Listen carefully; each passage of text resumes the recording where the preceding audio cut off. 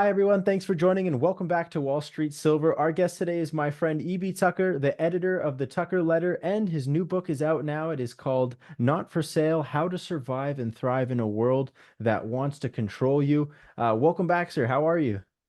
I'm doing well. Thanks for having me. Yeah, it's always great to have a good old gold bug on Wall Street Silver. I You know, want, of all the types of bugs I could have been, gold, wasn't probably the best choice. I was telling someone the other day that was asking me all these questions. There's a lot of press for the book, and I was saying, it's been good. It's been fun, right? I mean, gold's fun. That's what you really figure out is that it yeah. makes so much sense, and it's like once you hold gold in your hand, there's no turning back really. But if you want to make money, I think you got to also do other things. Yeah, I absolutely agree. Now, let's talk about your book. EB, why did you write this book? What was the whole motivation for it? Yeah. Well, I hope I don't look back someday and think, I wish I didn't write this book, but there's a lot of stories in there, as you know, because you thumb through an online copy. There's a lot of stories in there from my life, and Right. the more I kind of talk to people that I'm close with, the more I realize that a lot of people are struggling, and this book is not like an attempt to help people, but this is a lot of very real, very vulnerable stories. I had some things happen that weren't very comfortable or convenient, coming along, and everybody looks at where I am today and they think, whatever they think. But I felt for a while that I should tell some of those stories of difficulties, of things that were pretty tough. And basically, I kept running into situations where people wanted me to be a certain way, and I just wouldn't do it. And Right. that gets a lot of lip service nowadays. But like these are really big things that make you feel really isolated. And if you're the kind of person that doesn't really like showing up and tying yourself to a post and sitting there all day and doing you know what somebody's telling you to do, Yeah. maybe you should read the book. I mean, you should not read the book if you're like, I'm looking for a hot stock tip. I mean, what's really funny is my newsletter. We have like multiple stocks that have massive gains this year, and Mhm. nobody likes them. Are you seeking a secure, truly offshore solution to protect your wealth? Whether you're invested in gold, silver, or other precious metals, strategic wealth preservation is the strategic storage choice. Located in the Cayman Islands, SWP offers a state-of-the-art 6,000 square foot facility, purpose-built to safeguard your assets with unparalleled security and privacy. Why choose the Cayman Islands? This premier jurisdiction has zero taxes on stored precious metals, no reporting requirements, and complete peace of mind, making it the ideal solution for investors looking to diversify internationally. At SWP, your metals are fully segregated, allocated, and insured. You can buy online or in person. Plus, SWP has a dedicated logistics team that facilitates the global transportation of your precious metals from almost anywhere in the world. Learn more about SWP and how they can help secure your precious metals offshore. Visit swpcayman.com or call them today, and the link will be in the description below. Thanks. Because they have all these reasons. Well, they already moved up, so we don't like that. Well, I want to buy $1.50 stocks that can go to 100. It's just so crazy to me. I mean, what people don't realize is that the way to really make money is to get your thinking right. And Right. if you want to get your thinking right, then you got to figure out what path you're on, and then get really good at being on that path. And it's such an individual journey, and it's once you see it, it's so easy. There's no putting the genie back in the bottle. So yeah, I mean, if you want to have casino riches, then don't read the book. If you're interested in figuring out how I got here and you want to read a book that I'll probably look back and be mildly embarrassed that I wrote someday, my kids probably will definitely feel that way, then you should read the book. And if you have like a nephew that's like a troubled teen or something, I mean, I was a troubled teen. I don't Right. think we talked about that, but there was a thing in the 90s called troubled teens. That was me. So Really. I was like, basically taken by bounty hunters to this like, work camp for 30 months, 30 months, Jeez. like 30 months. And that's the first story in the book is, it's the 4 a.m. wake up call I didn't ask for. And that's like, not only is that a true story, but I mean, it's like, there's like, you can watch documentaries about the place that I went and stuff, whatever. And the reason I tell that story is not like to be dramatic.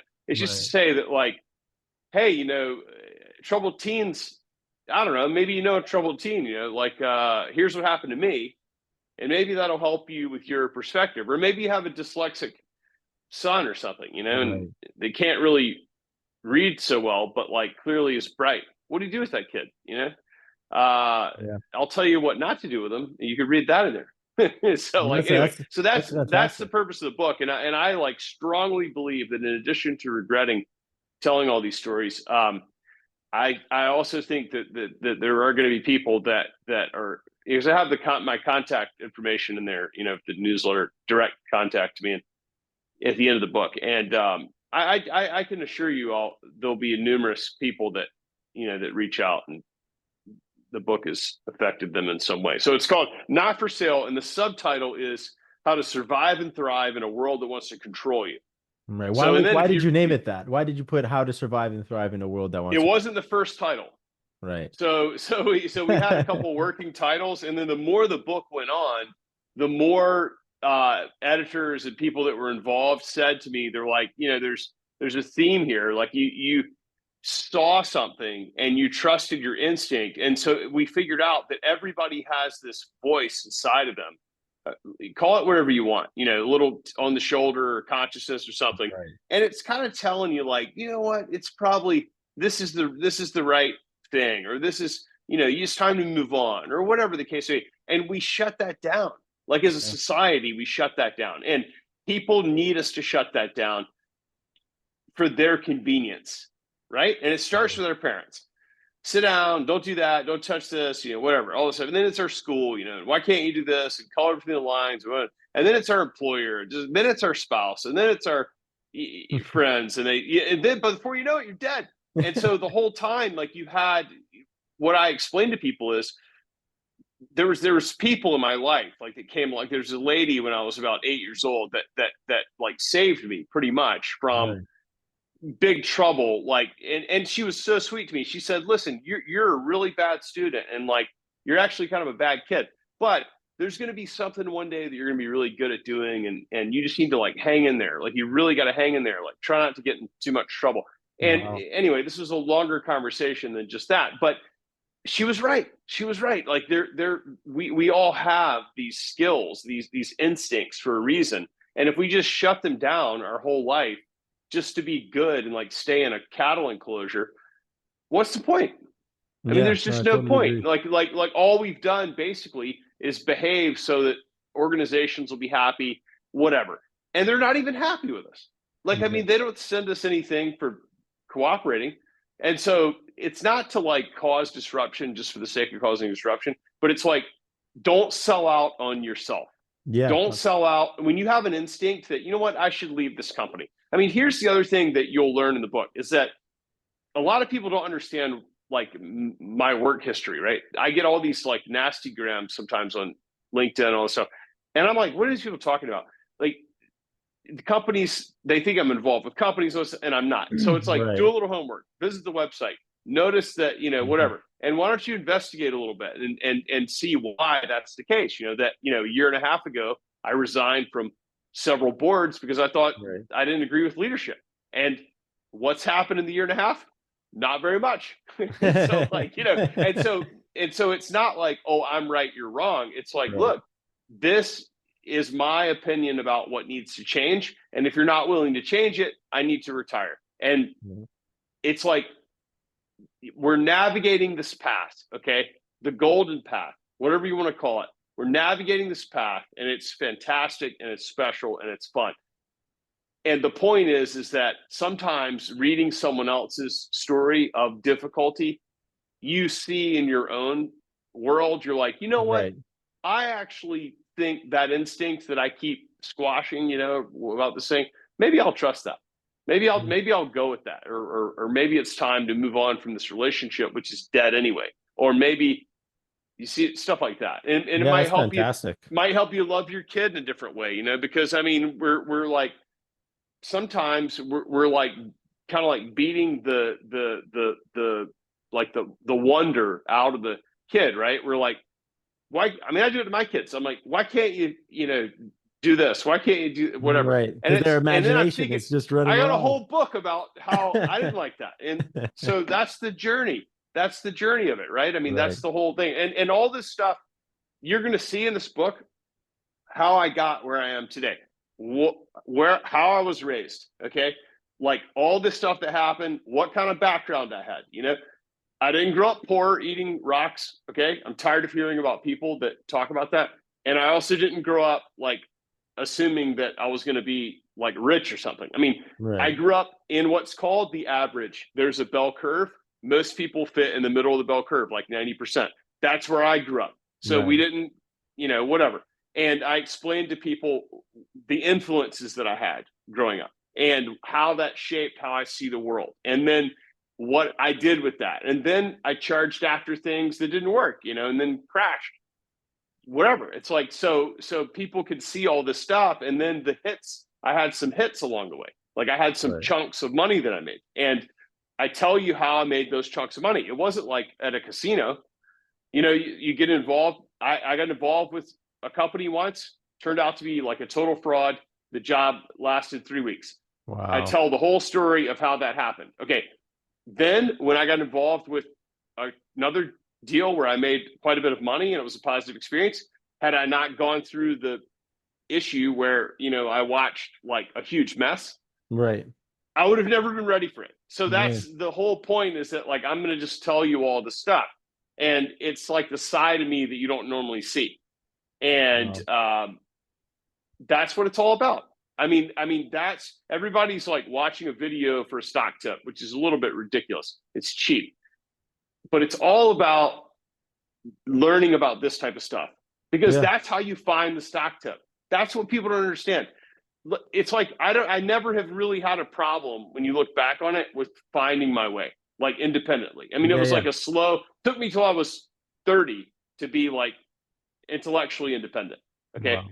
So I tell people how that happened and then the sacrifices I had to make to be like that. And then what happened from there. And you never go back. You never Wow. go back. Yeah. So I You're mean, never it's gonna like go back to that. Yeah. you're never going to go back. And so I think that's what it's all about. I mean, like all these Wow. people puffing, you know, about like, you know, penny stocks or something is kind of ridiculous. I mean, we're not really in a bull market. Let's talk a little bit about gold and silver because I Yeah. know people want to hear about that. Let me just tell you a couple things. This is going to create a lot of angry comments but I get these bizarre emails at my newsletter, ebtucker.com. I get these bizarre emails and comment at the comment section Right. because people are angry with my view of gold. This is my view of gold. Okay, so like if you are earning, let's say $10,000 a month for, Right. you know, your job, and you were to buy hypothetically like 5% of your salary in various hard assets, right? Let's just say maybe gold, maybe a tiny bit of Bitcoin or something, whatever you want to Right. do, it doesn't really matter. But let's say you did that for a long time. You get to the point where it's like you have a chunk of gold or whatever it is you want, Right. silver, it doesn't really matter. You have a chunk of it and it's done pretty well. It's done pretty darn well, right? You look Right. at the chart of gold, 26 and a quarter, like Massive. it, it's stairway to heaven, right? And so the thing is that everybody is thinking like, oh, the central banks are buying gold. I'm like, doesn't matter. Oh, the Russians are doing gold. Doesn't matter. Why does it not matter? I'll tell you why. Because I could buy as many coins, as many 1 ounce coins as I want right now for $30 over spot. Wow. And that's not because of that's an internet website. I'm not going to say like which one because it doesn't matter because there's Right. many of them you could go to. It's go Right. wherever you want. But I can buy so many coins that I could buy as many as I want, shipped right to my doorstep for $30 over spot. That's like 1.25%, maybe like 115 basis points or something, maybe barely Right. 100 basis points. Right. What does that tell you? Well, that tells you that the dealers, because the dealers can't run their business for $30 an ounce. They can't even. I've been to all the dealer vaults. Like they got guys with Uzis walking around. Okay, Really. it's like, yeah, it's crazy. So I mean, they have like $1 billion of the gold. You better have like lots of security. Right. Those guys aren't working for free. So my point is, how does a dealer get the gold?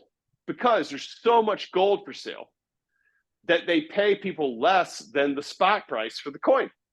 So Wow. you go in to sell your coin, it sells for less than spot, and I can buy it for $30 over spot. What does that tell you? There's plenty of gold. Now, I don't know if that'll be the case forever and ever, but what I'm trying to explain to you is, like, I get these bizarre messages from people where it's like Mhm. they're angry with me because I'm not saying gold's going to go to like $10,000. I'm like, yeah, it's probably going to go to $10,000, and it's going to probably be like a little while before that happens. Like 100 years or something. Oh yeah, maybe less than that. But like the numbers can get, you notice like a 27% year, which is what we're having, right? Right. 27% year, the numbers get a little big, right? I mean, you have another 27% year over Yeah, three that's grand. massive. So I Yeah. mean, yeah, so you have to understand that it's all about percentages. Now, Right. here's why that matters. Okay, stop betting on societal collapse. Like that's what I'm trying to say in my newsletter is like I'm killing it owning physical gold. Right. I'm killing it.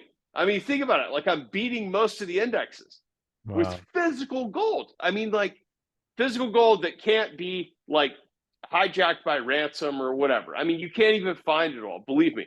Wow. People are like, what happens if the bank gets closed? Doesn't matter. You got, like the beach house. Okay. So it's like, you don't even care, right? You're just like, the point is you buy it however you want, but like Yeah. there's plenty of gold.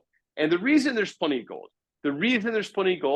not only, I mean, people are selling, whatever, but the reason this is happening is because the gold price has nothing to do with what's physically available. Right. Nothing. It has Wow. nothing to do with that. It's all about, it's a traded vehicle. The futures price sets the spot price. Okay. Like that's like the nickel market. Do you remember what happened with the nickel? It went to like $50. It's 7 now. Okay. So it's the same thing, except for gold is more liquid, right? Right. Right. So the gold price goes where the futures market tells it to go. It doesn't matter. Now, eventually it matters in the sense that you need some underlying metal somewhere to Right. satisfy. Okay, but where did you get that metal? Did you notice that Argentina, which by the way, I go to Argentina once a year and always in my newsletter, I report the situation. I go to the same restaurants and talk to the same people. Argentina is like somewhat becoming like a more stable scenario right now. This is kind Really? of like settling out, whatever, off of a very volatile few years. Did Right. you notice that they sent all their gold to London? And think about that. Right. They're sending it into the gold pool. Okay. Sure, Right. it's still their gold. Okay. But now it's going to be a notation on the books, which means it's going to be sitting in the vault to be worked in the futures market. Okay. People just refuse to understand this is how it works. But all this trading that you see over here, all this stuff has nothing to do with physical gold. The amount of physical gold being settled in the futures contracts is extremely low. Wow. It's almost all trading mechanism. And what that means is you think unemployment is going to be this. You take this like huge multi-day option position. You Hmm. take options on futures. Okay. Right. So you have the futures contract. So you have December delivery 100-ounce COMEX. Right. Then you have an option contract between now and December on a strike in that futures contract. I hope you're following me. Oh What you yeah. get is excessive leverage. You get massive. So then unemployment, you notice at 8 o'clock in the morning or 8:30, this machine reads me all the government releases. So it'll come on and it'll say unemployment 100,000, whatever. And the gold price moves $30. So that option on December future just went bananas. And then what do? You cover. So you're out of that thing. You're done. You don't have anything to do with a physical ounce of gold. Does this make Wow. sense? Yeah, This yeah, it is makes why sense. It's the all gold futures price is. markets. Now, also, forget about this notion that it's manipulated. Forget about it. It doesn't matter. It doesn't matter because what matters is like you have to decide what game you're going to play. Right. And for me, for a long time, I've been playing the 5% game. And the people that read my newsletter are angry about that. And I'm like, why are you so angry? This year, I'm up 27% on physical blocks of gold. Right. That's fantastic. I love it. That's fantastic. People are like, well, what about, you have to pay someone to store it. It's cost almost nothing. I mean, you can put it all over the place. People store it for next to nothing. Well, what about it doesn't pay a dividend? Who cares? You have to pay 40% income tax on dividends. It's 36 plus 3.8. Same thing, 40. Who cares about dividends? You don't want dividends. I mean, it's like the last thing you want is like more income. What you want is the 27% a year. And then I don't know if you know this, but the mining stocks aren't moving. Like they're just not moving. I mean, Yeah, they're just staying. GDX is up exactly as much as gold. So there's no leverage to the move. And let me just tell you, if you want to talk about the little stocks, forget about it. Like the little stocks have got a bunch of overweight CEOs that self-deal. It's like going to the casino and they deal themselves first. They make way too much money. Okay. They end up owning like a huge percentage of the company, right? For managing a stock price that looks like it's like dragging, it's got the emergency brake on. Okay. Wow. There's no reason to own that. Now, someday that might change. Okay. Like, so if you want to be successful, you have to be willing to change your mind. Right. And it's like, I also love people read my first book, which by the way, was written like 4.5 years ago. And people are like, well, I don't know. Like, I'm upset about whatever. I'm like, listen, I don't go back and change text in my book. Right. Period. Yeah, Like, of course. I wrote a book. I had an idea in 2020, and my idea was about physical gold, and my idea was about royalties. Royalty stocks did very well in 2020. Okay, they did very well going into 2021. They did not do well at all following that. And what did I do? I sold heavily, okay, and resigned from being involved a long time ago. And it's not my fault that the company buried that on the 12th page of a press release. I don't blame them. That's what I would have done too if I were them. But I wouldn't want anyone to know that E.B Tucker left their board. However, the bottom line is it's like, just use your brain. I mean, the small stocks aren't moving. They're not moving. So you have to be willing to change your mind. Absolutely. And they could start moving, and then you can buy them once they start moving. But until they start moving, the companies are just going to destroy you because all they're doing is spending too much money to exist. Yeah. And they're generating negative alpha. Like, this is the small ones over here. I'm not going to name names, but my point is, you look at some of these things are down for the year. Some of these things are up like 8%, 6%. Are you kidding me? You can own the bullion, okay, and which is totally liquid, and it's up 28%. So you're 20% underperforming bullion. Are you nuts? And you're paying that's yourself crazy. $1 million a year? It's Yeah, ridiculous. that's so great. anyway, my point in saying this is not to harp on those guys. It's to say, like, look, you are on a journey here, and the goal of the journey is not to get eaten by a bear if you leave the campsite. Okay, that's the goal of your journey. If you get taken out of the game, you're out. That's it. So right now, it's not really a bull market right now. It's not. I mean, this is a time to like position yourself. This is a time to think about what it is you really want and make sure your footing is good. And then, because when you see the waves calm down, you're going to want to jump in. Yeah. And it's like, that's not that time yet. Yeah, EB, you absolutely nailed it. What a fantastic wealth of knowledge. And I'm going to put the link to your book in the description below so everybody can go check out the book and, read it, get into it. Because, yeah, what a great journey that's that you're talking about. And I'm going to read the book as well and go through all of it. So, yeah, it's such a huge pleasure having you come on. Hopefully, as the market develops, though, I'd love to have you back on. For sure. Absolutely. Let's do it. And if I see you in person, I'll sign your book. Okay, that would be fantastic. That would be pretty cool. And between now and then, ebtucker.com is the only place that I write. So ebtucker.com. ebtucker.com, and people, most of the site is free. Like half of the site is free, and you can read. It's every other week, and it's me writing. Okay. That's my space to share my thoughts in the world, and it's just very straight up and very old school. Nice. I'll put that in the description Cool. below as well. But yeah, thank you again, EB, and thank you everyone for watching. And yeah, EB, love to have you on in the future. Sounds good. Thanks so much. Yeah, no problem. Talk to you soon.